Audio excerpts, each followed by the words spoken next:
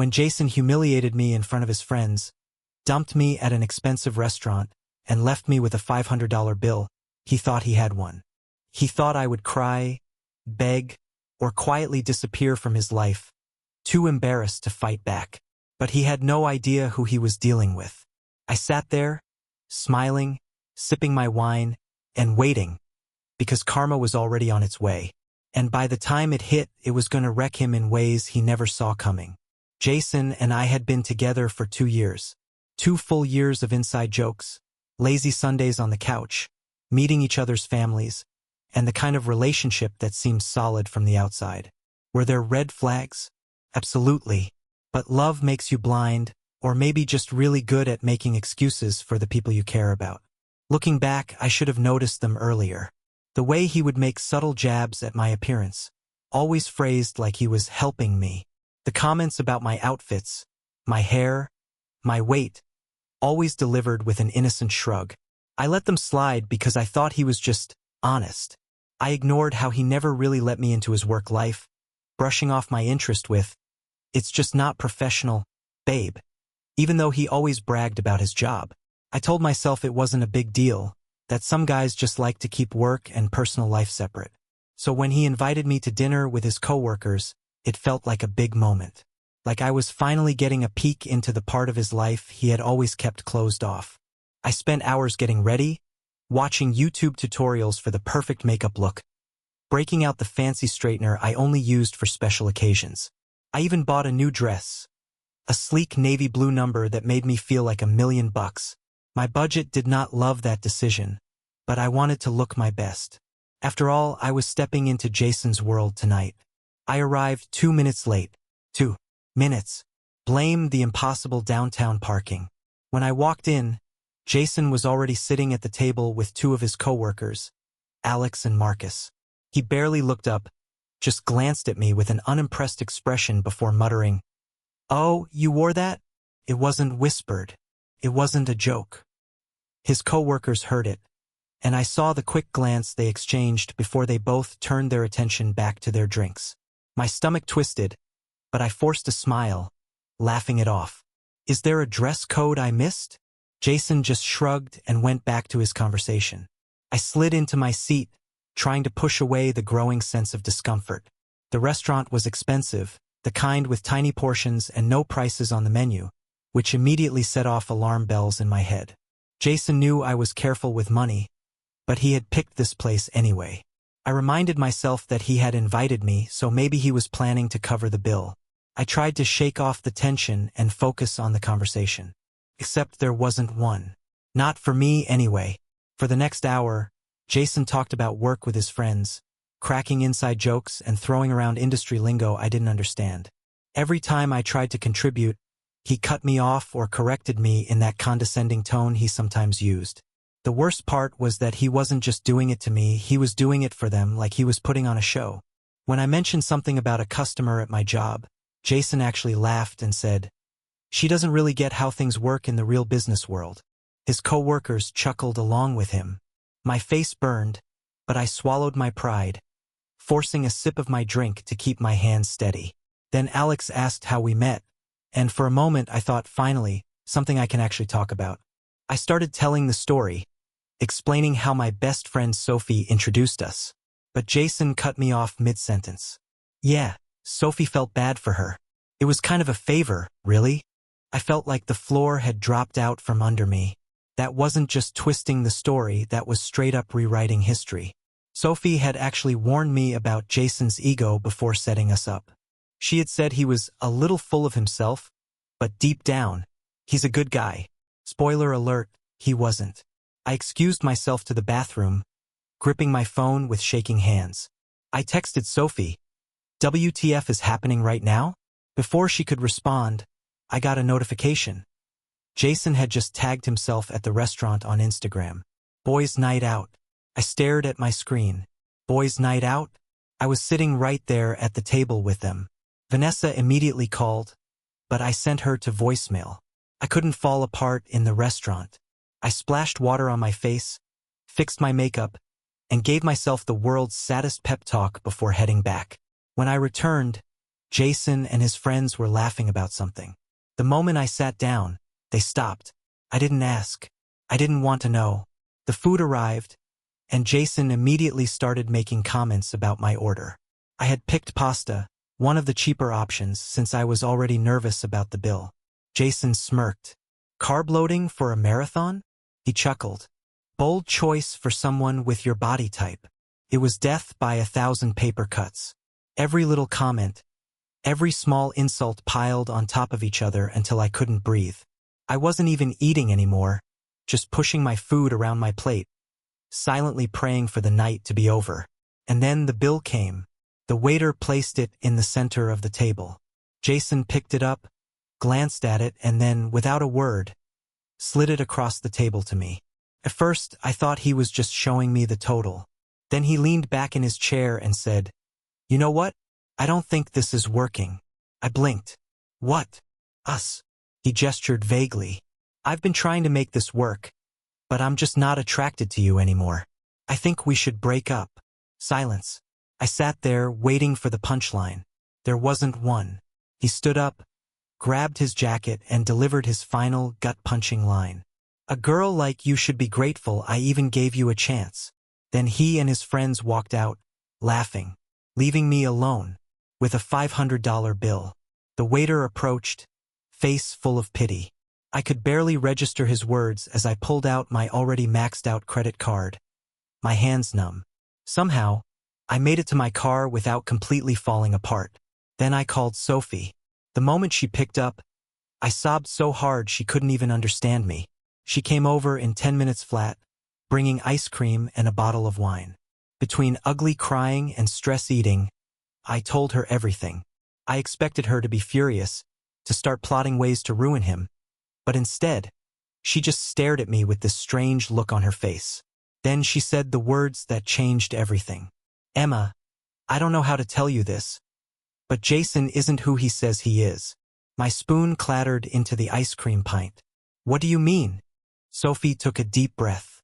"I mean everything he told you about his job, his career, his big promotion. It's all a lie." And that was the moment I realized that Jason hadn't just dumped me at a restaurant. He had just set himself up for the biggest downfall of his life. Sophie's words echoed in my head long after she had said them.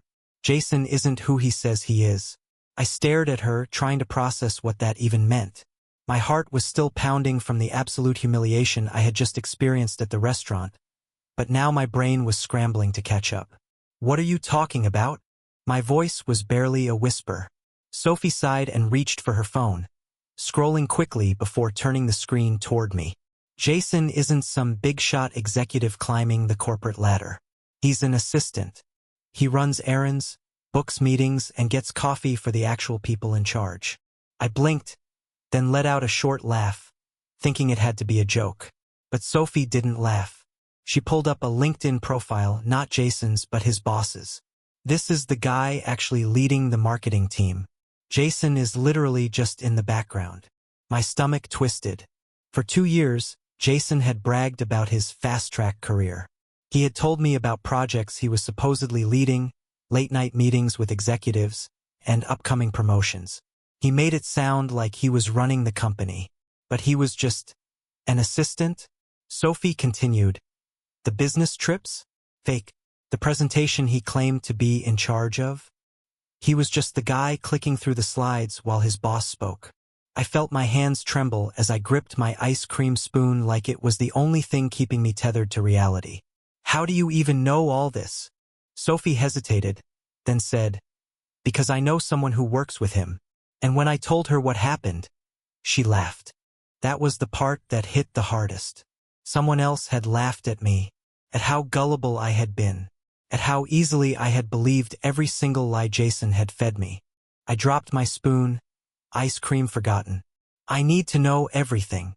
Before we continue the story, I want to connect with you, my amazing viewers. Where are you watching from? Drop the flag of your country in the comments below. I love seeing how far this community reaches. Now, back to the story, because this is where things start to unravel. I didn't sleep that night. My mind was on fire, replaying every conversation, every moment, every red flag I had ignored. Jason's sudden, over-the-top arrogance about his career. The way he would dodge details whenever I asked about his actual work. The expensive restaurants he insisted on, but always seemed relieved when I offered to split the bill. The times he claimed to be working late, but somehow his location would show him across town. My fingers trembled as I scrolled back through our old texts, dissecting every lie I had once believed. My heart sank as I found the messages about his business trips and executive meetings. I knew now that they were all fabrications. He wasn't leading meetings, he was probably fetching coffee for the people who were. Then, at 3 a.m., my phone buzzed with a text. A number I didn't recognize. "Hey, it's Ryan. I work with Jason. Vanessa gave me your number. There's some stuff you should know." I sat up so fast I nearly knocked my laptop off my bed. "Ryan, why was Jason's coworker messaging me at 3 in the morning?" I typed back, "I'm listening." Ryan's reply came almost instantly. "You were with Jason for 2 years, right? So you should probably know he's been lying to everyone. Not just you. Everyone at work thinks he's engaged. He told us all about his fiancée. And guess what? He even showed us a ring." My heart stopped. Engaged? My hands went cold as I forced myself to type. "He's not engaged. At least, not to me." Ryan's response was immediate. "Yeah, that's what Vanessa figured. Look, there's more. You're not gonna like it." I was already gripping my phone so tightly my knuckles had turned white. "Tell me everything." Ryan didn't hold back. He told me how Jason had built an entire fake life at work. A life that didn't include me. According to him, Jason had exaggerated everything, from his job title to his salary to the very existence of our relationship. He had convinced his co-workers that he was on the verge of a huge promotion, that he was too important to be bogged down by a serious relationship. The engagement story, just another layer of his fantasy, something he had crafted to make himself seem even more successful and desirable. I was stunned. I had spent 2 years thinking I was dating Jason. But Jason, he had spent 2 years pretending I didn't exist. Ryan continued, "I don't know why he dumped you like that, but I'll tell you this, he's not nearly as smart as he thinks he is. He's actually in trouble at work. Some of his lies are catching up to him." I felt a small, bitter smile creep onto my face. Finally, by the time I put my phone down, the rage had settled in. The sadness had burned away, leaving behind something colder, sharper. Jason had gone out of his way to embarrass me, to make me feel small. But the truth? He was the one falling apart. The next morning, Sophie and I met for coffee. I told her everything Ryan had said. She wasn't even surprised. "He's a pathological liar," she muttered, shaking her head. "I want proof," I said. She raised an eyebrow. "Proof of what?" "Proof that he's lying to his coworkers. Proof that he's lying to his boss. Proof that he's been playing this fake role while treating me like garbage." Sophie smirked. "Now we're talking." Over the next 48 hours, we became detectives. I combed through Jason's LinkedIn, his work emails, the ones he had forwarded me, and every social media post he had ever made about his career. Sophie reached out to her friend at Jason's office, who confirmed what Ryan had already told me. Jason was hanging by a thread at work. His boss was already suspicious of some irregularities in his reports. He had taken credit for work that wasn't his, faked client communications, and overinflated his role in several projects. Then came the best part. "I have an idea," Sophie said, her eyes gleaming with mischief. "What if we expose him?" I tilted my head. "How?" She leaned in. "His birthday is this weekend, right? The one his mom invited you to before she realized he had dumped you in the most humiliating way possible." I nodded slowly. "What if you still go?" Sophie grinned. "And what if you go with a friend?" I blinked. Then I laughed, the kind of laugh that comes when you realize revenge is right at your fingertips. Ryan had already confirmed that Jason's coworkers were starting to turn against him. His boss was already watching him closely. His entire world was built on lies, and it was starting to collapse. And now, I was going to help speed it up. The evening of Jason's birthday dinner arrived, and with it, a steady pulse of anticipation that thrummed in my chest. This wasn't just a dinner. It was a moment of reckoning. Jason had spent years spinning a web of lies, manipulating people, twisting reality to fit the image he wanted to project. Tonight, that illusion would begin to crack. I stood in front of my mirror, taking in the final touches of my appearance. The black dress I wore was simple yet elegant, the very same one Jason had once dismissed as too plain, though every other person had complimented me on it. My hair was styled just enough to look effortlessly put together, and my makeup was polished but understated. I wasn't here to flaunt anything. I was here to watch the truth unfold. Ryan had sent me a brief message earlier that day. Everything's set on my end. See you tonight. He was playing his part well, agreeing to show up with an urgent work document that Jason supposedly needed to sign. The real purpose, of course, was much bigger than a signature. When I pulled into Jason's parents' driveway, the place was already packed. Cars lined the street, and through the large living room window, I could see the warm glow of lights and hear the low murmur of conversation, punctuated by bursts of laughter. My stomach tightened, but I forced myself to breathe. Jason had no idea I was coming, and that was the best part. The door swung open before I even knocked. Linda, Jason's mother, stood there with a delighted smile. Rachel. Oh, I wasn't sure you'd be able to make it. I returned her smile, carefully schooling my expression. I wasn't sure either, but I thought Jason would want me here. If she noticed the slight edge in my voice, she didn't show it. She simply took my arm and led me inside, chatting about how much Jason had talked about me, how he'd been looking forward to tonight. I nodded along, barely listening. My eyes were scanning the room, already looking for him. And then I saw him. Jason was in the center of the living room, a drink in hand, mid-laugh at something his cousin had just said. He looked completely at ease, as if the events of the past week had never happened. As if he hadn't humiliated me, abandoned me, and lied to me for years. And most of all, as if he had never expected me to walk through that door. The moment he spotted me, his entire body went rigid. His grip on his drink tightened, his knuckles turning white around the glass. The color drained from his face so fast I thought he might actually choke. I smiled, taking my time walking toward him. Every second stretched, the tension thick enough to suffocate the entire room. Conversations around us slowed. People were noticing. Jason swallowed hard, forcing a thin-lipped smile. Rachel. I didn't think you'd. I tilted my head slightly, pretending not to see the absolute panic behind his eyes. You didn't think I'd come? After everything. I watched as his throat bobbed, his mind scrambling for a way out. Listen, we should probably talk somewhere. But before he could finish, his mother's voice rang out from across the room. Oh, Rachel, you have perfect timing. We were just about to toast to Jason's big promotion. Perfect. I kept my expression neutral as I turned back to Jason. His face was tight, his jaw clenched, but he forced another weak smile, nodding stiffly. Linda beamed at me, completely oblivious to the storm brewing just beneath the surface.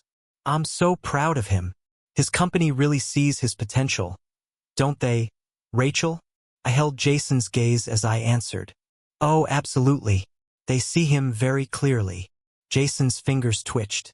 His eyes flicked toward the door like he was considering making a run for it. But he wouldn't. Not yet. His father, Richard, raised a glass. To Jason, the future of the company. Everyone clapped, cheering, and Jason's discomfort only grew.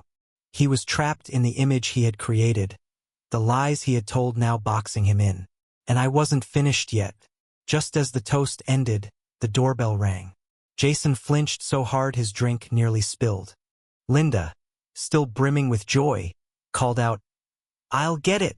She hurried to the door, and I could see Jason's hands balling into fists as he braced himself. Because he knew.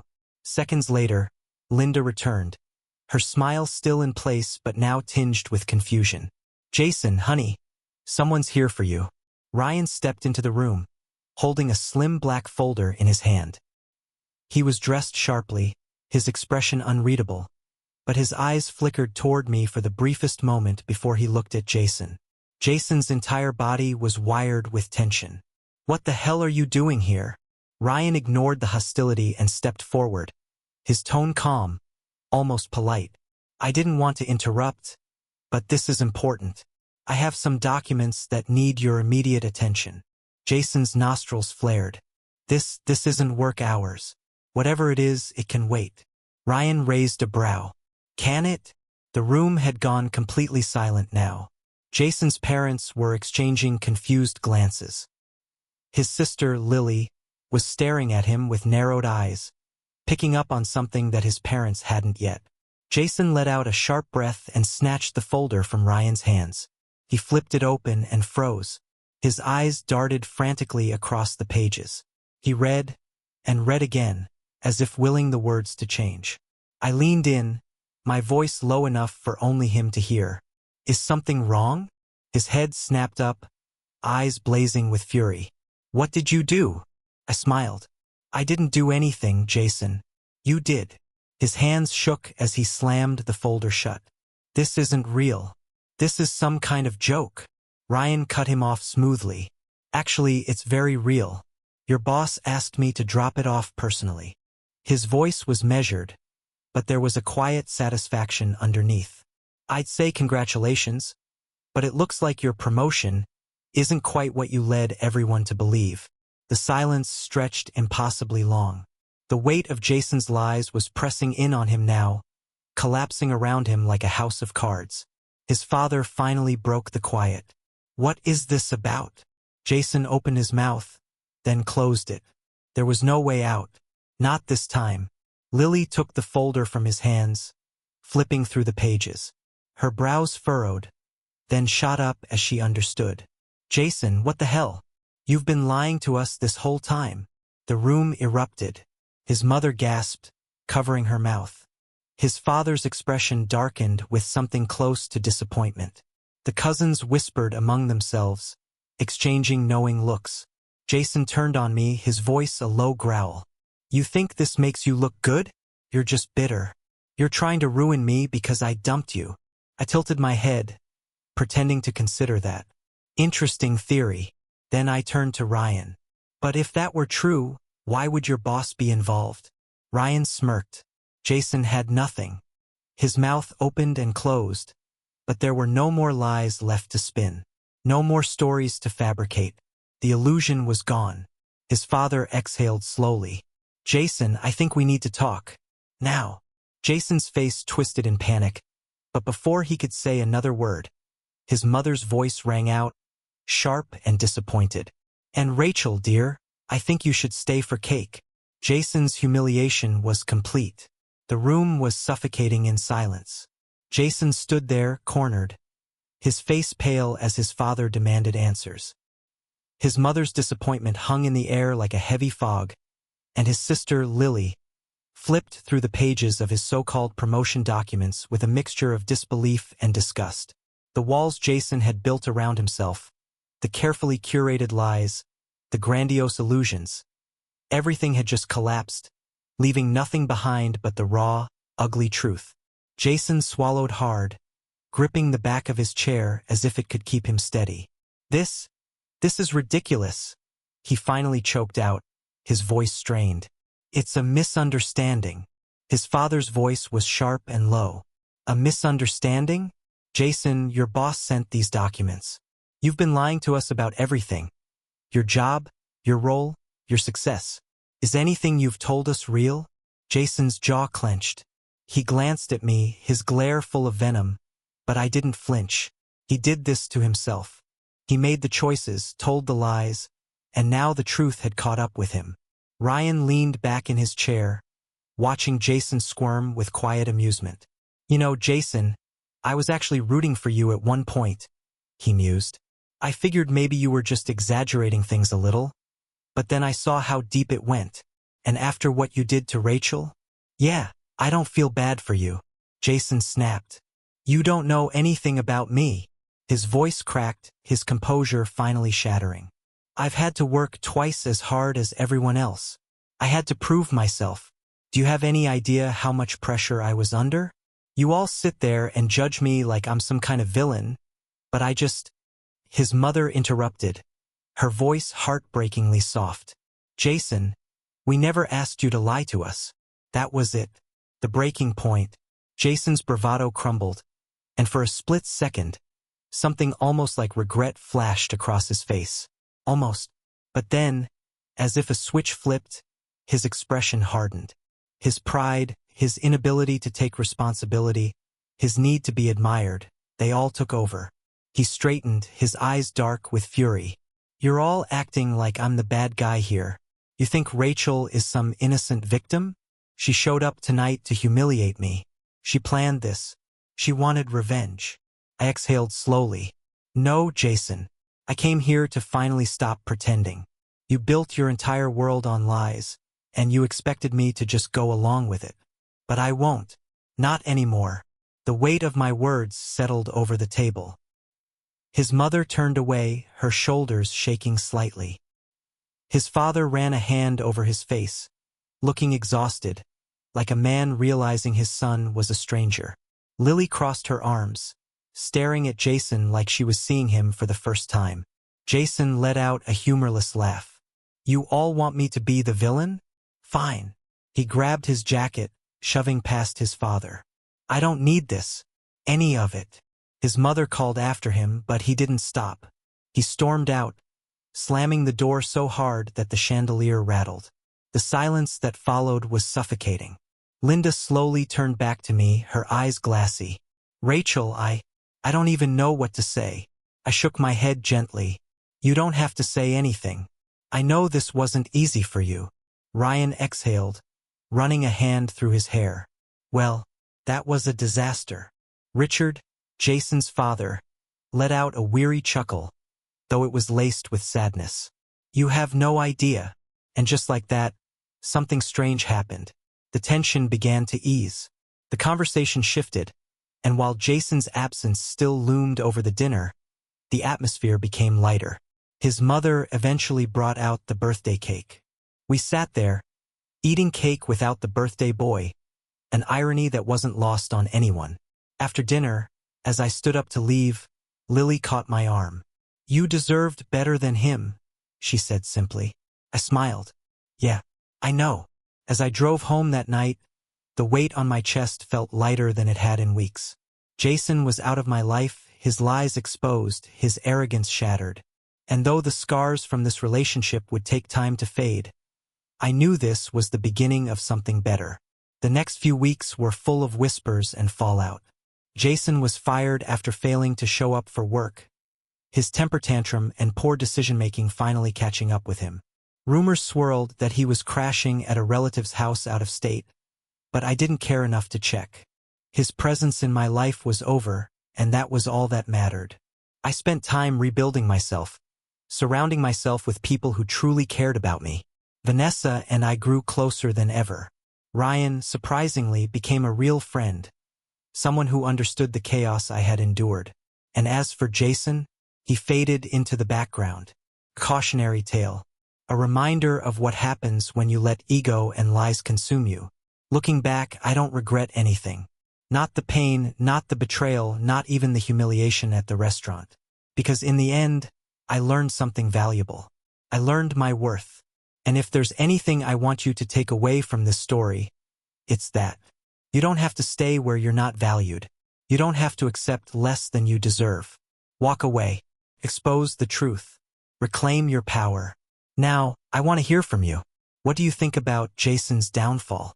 Drop a 2 in the comments if you enjoyed the story or a 7 if you didn't. And don't forget to like, share, and subscribe to Mr. HeartVibes for more stories that will keep you on the edge of your seat.